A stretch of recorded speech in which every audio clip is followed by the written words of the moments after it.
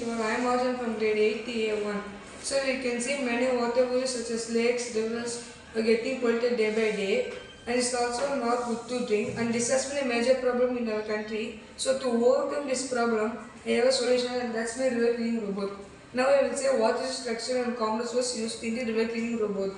First of all, we have used microcontroller called ESP32, which has a Wi-Fi inbuilt module and which is easy to operate phone device to robot. And we have used the PDA sensor total dissolved solids in the water and it checks water purity. And we have used the turbidity sensor for water clarity and whether the water is clear. And we have used the BO motor which will collect the waste from the water from the container in the robot. Gear motor was used to move the robot easily in many directions, like if you want any direction you want. 5-volt regulator was used to stable 5-volt regulator for the circuit.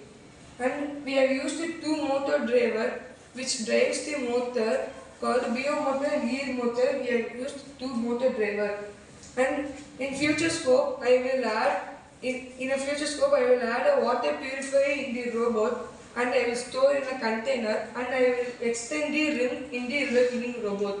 And in application, river cleaning robot can be also used in water bodies such as lakes, rivers, oceans, and it can be also effectively used in other water bodies also. Thank you.